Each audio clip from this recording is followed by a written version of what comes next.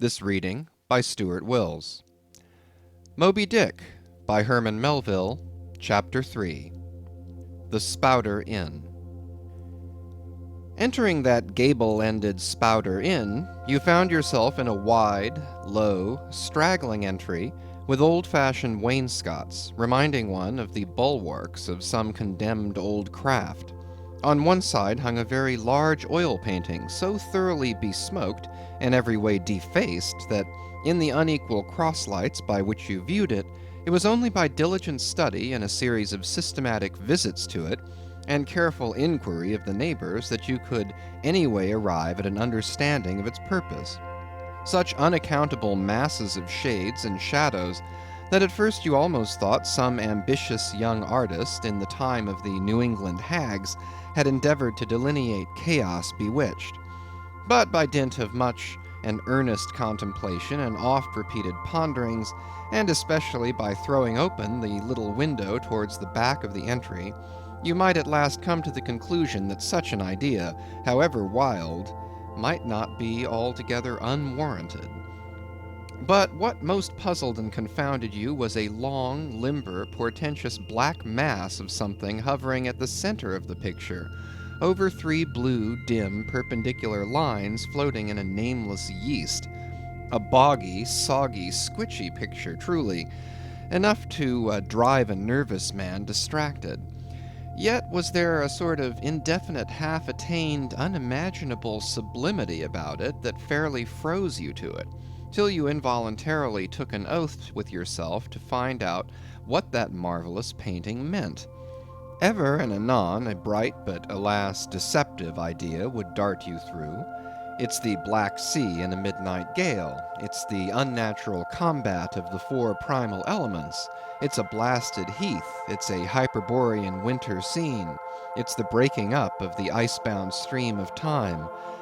But at last all these fancies yielded to that one portentous something in the picture's midst. That once found out, and all the rest were plain. But stop. Does it not bear a faint resemblance to a gigantic fish? Even the great Leviathan himself? In fact, the artist's design seemed this, a final theory of my own, partly based upon the aggregated opinions of many aged persons with whom I conversed upon the subject. The picture represents a Cape Horner in a great hurricane, the half-foundered ship weltering there with its three dismantled masts alone visible, and an exasperated whale, purposing to spring clean over the craft, is in the enormous act of impaling himself upon the three mastheads. The opposite wall of this entry was hung over with a heathenish array of monstrous clubs and spears. Some were thickly set with glittering teeth resembling ivory saws, others were tufted with knots of human hair, and one was sickle-shaped, with a vast handle sweeping round like the segment made in the new-mown grass by a long-armed mower. You shuddered as you gazed, and wondered what monstrous cannibal and savage could ever have gone a death-harvesting with such a hacking, horrifying implement. Mixed with these were rusty old whaling lances and harpoons all broken and deformed. Some were storied weapons. With this once-long last, now wildly elbowed, 50 years ago did Nathan Swain kill 15 whales between a sunrise and a sunset. And that harpoon, so like a corkscrew now, was flung in the Javan seas and run away with by a whale years afterwards slain off the Cape of Blanco. The original iron entered nigh the tail, and, like a restless needle sojourning in the body of a man, travelled full 40 feet, and at last was found embedded in the hump.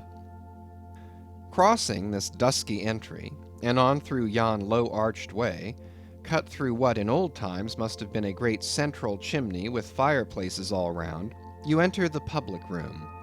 A still duskier place as this, with such low, ponderous beams above, and such old wrinkled planks beneath, that you would almost fancy you trod some old craft's cockpits, especially of such a howling night when this corner-anchored old ark rocked so furiously. On one side stood a long, low, shelf-like table covered with cracked glass cases, filled with dusty rarities gathered from this wide world's remotest nooks. Projecting from the further angle of the room stands a dark-looking den, the bar, a rude attempt at a right whale's head. Be that how it may, there stands the vast arched bone of the whale's jaw, so wide a coach might almost drive beneath it.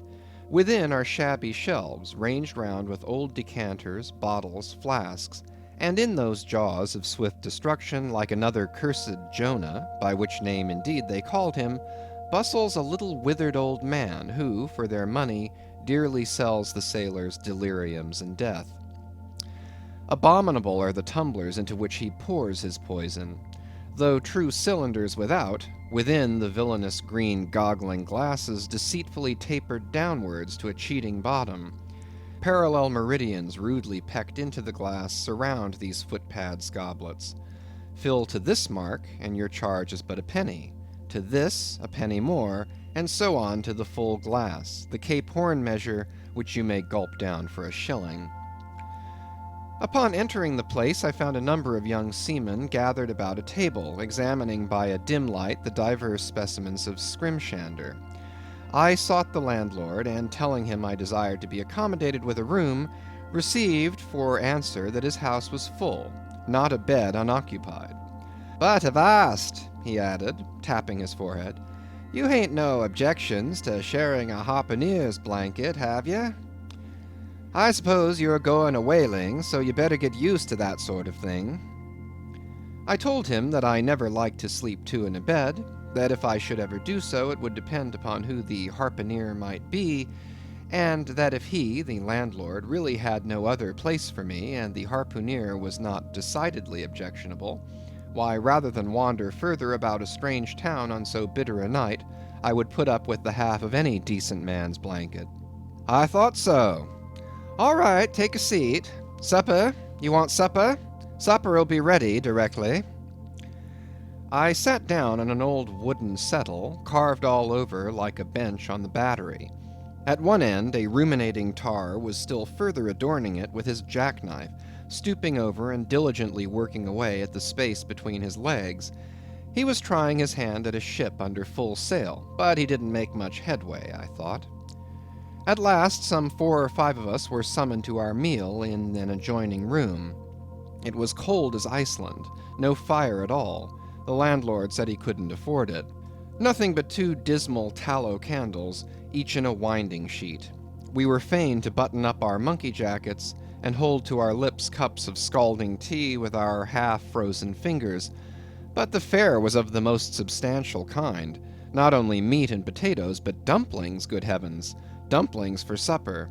One young fellow in a green box coat addressed himself to these dumplings in a most direful manner. "My boy," said the landlord, "you'll have the nightmare to a dead certainty." "Landlord," I whispered, "that ain't the harpooneer, is it?" "Oh no," said he, looking sort of diabolically funny. "The harpooneer is a dark-complexioned chap. He never eats dumplings, he don't. He eats nothing but steaks, and he likes 'em rare." "The devil he does," says I. "Where is that harpooneer? Is he here?" "He'll be here 'fore long," was the answer. I could not help it, but I began to feel suspicious of this dark-complexioned harpooneer. At any rate, I made up my mind that if it so turned out that we should sleep together, he must undress and get into bed before I did. Supper over, the company went back to the bar-room, when, knowing not what else to do with myself, I resolved to spend the rest of the evening as a looker-on. Presently a rioting noise was heard without. Starting up, the landlord cried, "That's the Grampus's crew. I seed her reported in the offing this morning. A 3 years' voyage and a full ship. Hurrah, boys! Now we'll have the latest news from the Fijis." A tramping of sea-boots was heard in the entry. The door was flung open, and in rolled a wild set of mariners enough. Enveloped in their shaggy watch-coats, and with their heads muffled in woolen comforters, all bedarned and ragged, and their beards stiff with icicles, they seemed an eruption of bears from Labrador. They had just landed from their boat, and this was the first house they entered. No wonder, then, that they made a straight wake for the whale's mouth, the bar, when the wrinkled little old Jonah, there officiating, soon poured them out brimmers all round. One complained of a bad cold in his head, upon which Jonah mixed him a pitch-like potion of gin and molasses, which he swore was a sovereign cure for all colds and catarrhs whatever, never mind of how long-standing, or whether caught off the coast of Labrador or on the weather side of an ice island. The liquor soon mounted into their heads, as it generally does even with the arrantest topers newly landed from sea, and they began capering about most obstreperously. I observed, however, that one of them held somewhat aloof, and though he seemed desirous not to spoil the hilarity of his shipmates by his own sober face, yet upon the whole he refrained from making as much noise as the rest. This man interested me at once, and since the sea gods had ordained that he should soon be my shipmate, though but a sleeping partner one so far as this narrative is concerned, I will here venture upon a little description of him. He stood a full 6 feet in height, with noble shoulders, and a chest like a coffer-dam. I have seldom seen such brawn in a man. His face was deeply brown and burnt, making his white teeth dazzling by the contrast, while in the deep shadows of his eyes floated some reminiscences that did not seem to give him much joy. His voice at once announced that he was a Southerner, and from his fine stature I thought he must be one of those tall mountaineers from the Alleghanian Ridge in Virginia. When the revelry of his companions had mounted to its height, this man slipped away unobserved, and I saw no more of him till he became my comrade on the sea. In a few minutes, however, he was missed by his shipmates, and being, it seems, for some reason a huge favorite with them, they raised a cry of "Bulkington! Bulkington! Where's Bulkington?" and darted out of the house in pursuit of him. It was now about 9 o'clock, and the room seeming almost supernaturally quiet after these orgies, I began to congratulate myself upon a little plan that had occurred to me just previous to the entrance of the seamen. No man prefers to sleep two in a bed. In fact, you would a good deal rather not sleep with your own brother. I don't know how it is, but people like to be private when they are sleeping. And when it comes to sleeping with an unknown stranger, in a strange inn, in a strange town, and that stranger a harpooneer, then your objections indefinitely multiply. Nor was there any earthly reason why I, as a sailor, should sleep two in a bed more than anybody else, for sailors no more sleep two in a bed at sea than bachelor kings do ashore. To be sure, they all sleep together in one apartment, but you have your own hammock, and cover yourself with your own blanket, and sleep in your own skin. The more I pondered over this harpooneer, the more I abominated the thought of sleeping with him. It was fair to presume that being a harpooneer, his linen or woolen, as the case might be, would not be of the tidiest, certainly none of the finest. I began to twitch all over. Besides, it was getting late, and my decent harpooneer ought to be home and going bedwards. Suppose now he should tumble in upon me at midnight. How could I tell from what vile hole he had been coming? "Landlord, I've changed my mind about that harpooneer. I shan't sleep with him. I'll try the bench here." "Just as you please. I'm sorry I can't spare ye a tablecloth for the mattress, and it's a plaguey rough board here," feeling of the knots and notches. "But wait a bit, Scrimshander. I've got a carpenter's plane there in the bar. Wait, I say, and I'll make ye snug enough." So saying, he procured the plane, and with his old silk handkerchief first dusting the bench, vigorously set to planing away at my bed, the while grinning like an ape. The shavings flew right and left, till at last the plane iron came bump against an indestructible knot. The landlord was near spraining his wrist, and I told him for heaven's sake to quit. The bed was soft enough to suit me, and I did not know how all the planing in the world could make eider down of a pine plank. So gathering up the shavings with another grin, and throwing them into the great stove in the middle of the room, he went about his business, and left me in a brown study. I now took the measure of the bench, and found that it was a foot too short, but that could be mended with a chair. But it was a foot too narrow, and the other bench in the room was about 4 inches higher than the planed one, so there was no yoking them. I then placed the first bench lengthwise along the only clear space against the wall, leaving a little interval between for my back to settle down in. But I soon found that there came such a draught of cold air over me from under the sill of the window that this plan would never do at all, especially as another current from the rickety door met the one from the window, and both together formed a series of small whirlwinds in the immediate vicinity of the spot where I had thought to spend the night. The devil fetch that harpooneer, thought I. But stop, couldn't I steal a march on him? Bolt his door inside and jump into his bed, not to be wakened by the most violent knockings? It seemed no bad idea, but upon second thoughts I dismissed it. For who could tell but what the next morning, so soon as I popped out of the room, the harpooneer might be standing in the entry, all ready to knock me down. Still, looking round me again, and seeing no possible chance of spending a sufferable night unless in some other person's bed, I began to think that after all I might be cherishing unwarrantable prejudices against this unknown harpooneer. Thinks I, I'll wait a while. He must be dropping in before long. I'll have a good look at him then, and perhaps we may become jolly good bedfellows after all. There's no telling. But though the other boarders kept coming in by ones, twos, and threes, and going to bed, yet no sign of my harpooneer. "Landlord," said I, "what sort of chap is he? Does he always keep such late hours?" It was now hard upon 12 o'clock. The landlord chuckled again with his lean chuckle, and seemed to be mightily tickled at something beyond my comprehension. "No," he answered, "generally he's an early bird, early to bed and early to rise. Yes, he's the bird what catches the worm.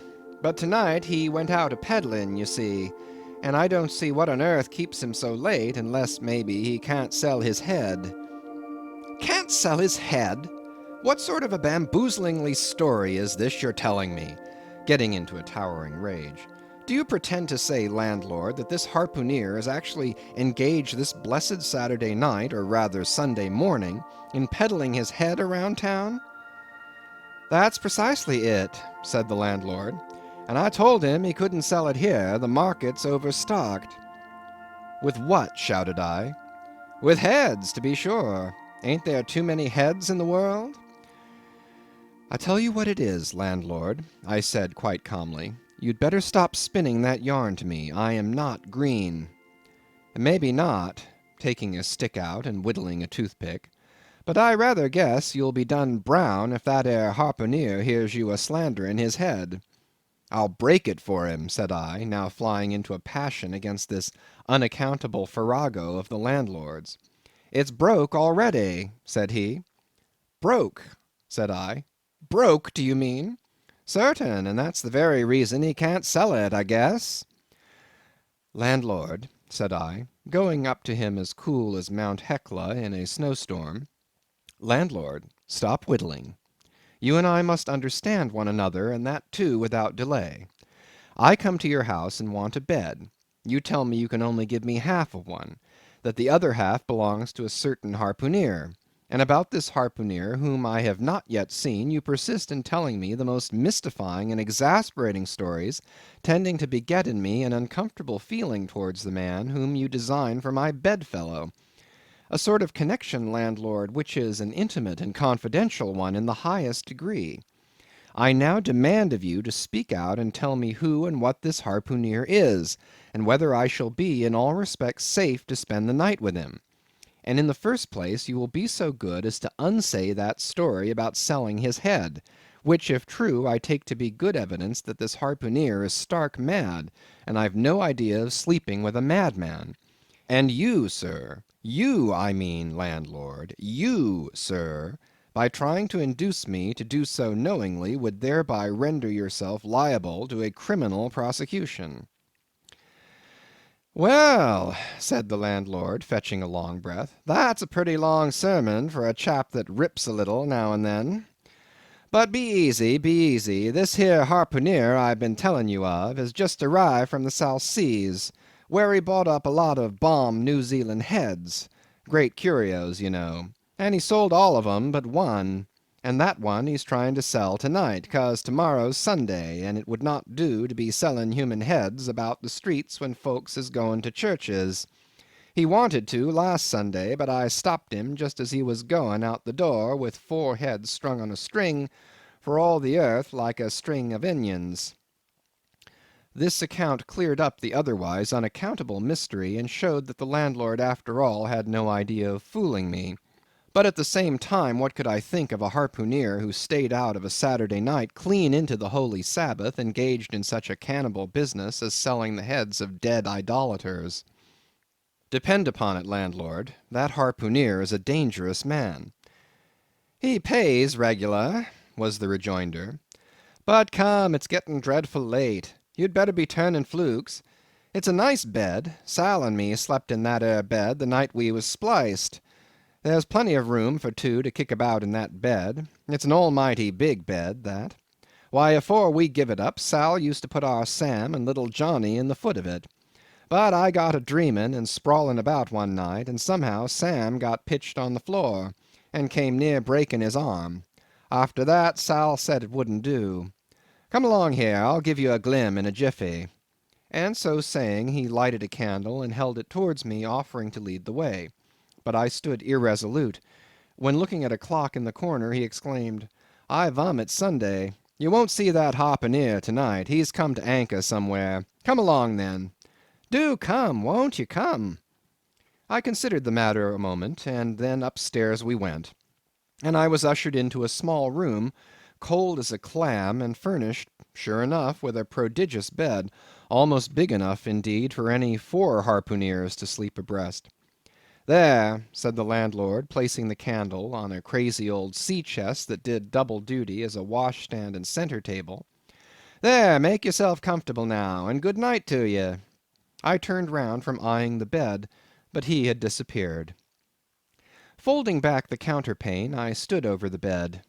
Though none of the most elegant, it yet stood the scrutiny tolerable well.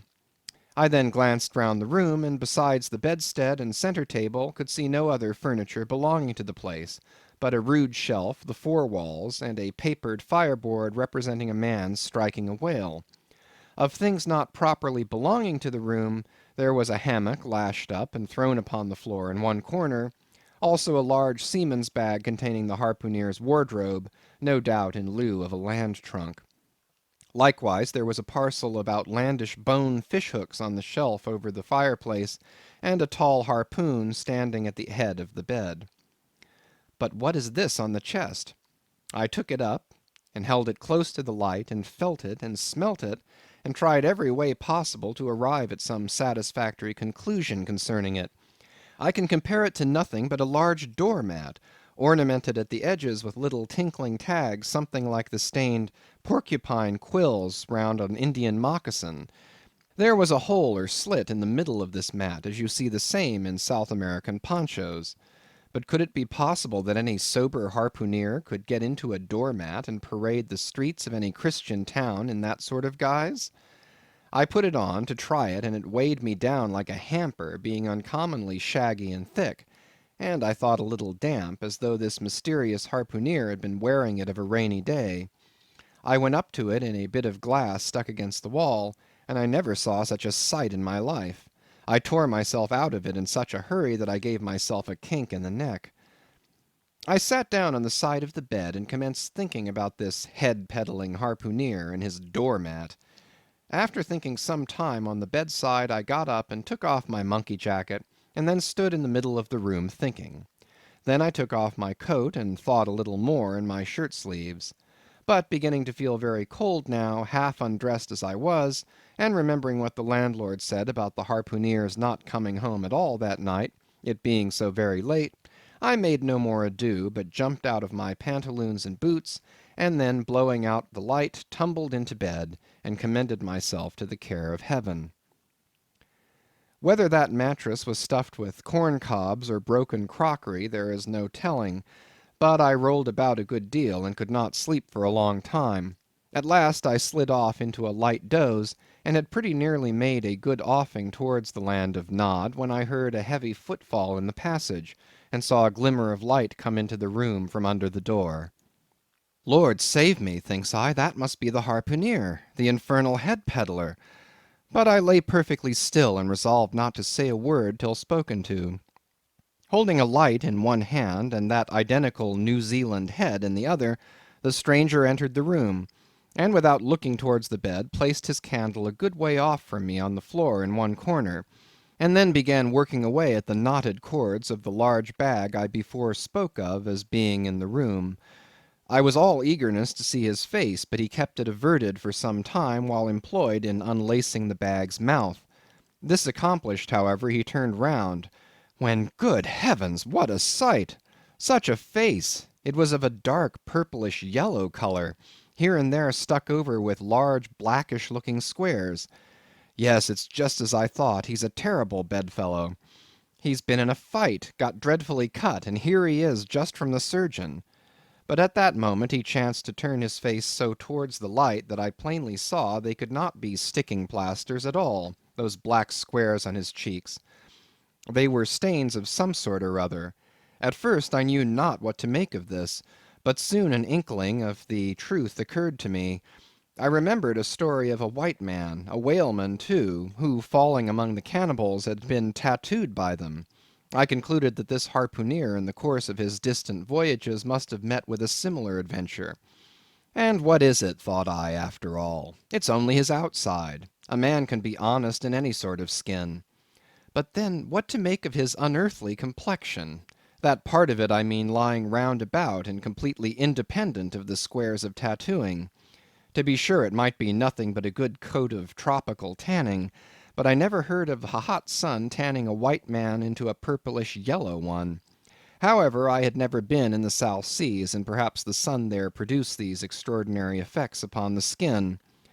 Now, while all these ideas were passing through me like lightning, this harpooneer never noticed me at all. But after some difficulty, having opened his bag, he commenced fumbling in it, and presently pulled out a sort of a tomahawk, and a sealskin wallet with the hair on.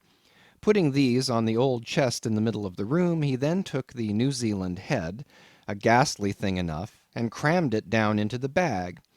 He now took off his hat, a new beaver hat, when I came nigh singing out with fresh surprise. There was no hair on his head, none to speak of at least, nothing but a small scalp knot twisted upon his forehead. His bald purplish head now looked for all the world like a mildewed skull. Had not the stranger stood between me and the door, I would have bolted out of it quicker than I ever bolted a dinner. Even as it was, I thought something of slipping out the window, but it was the second floor back. I am no coward, but what to make of this head-peddling purple rascal altogether passed my comprehension. Ignorance is the parent of fear, and being completely nonplussed and confounded about the stranger, I confessed I was now as much afraid of him as if it was the devil himself who had thus broken into my room in the dead of night. In fact, I was so afraid of him that I was not game enough just then to address him, and demand a satisfactory answer concerning what seemed inexplicable in him. Meanwhile he continued the business of undressing, and at last showed his chest and arms.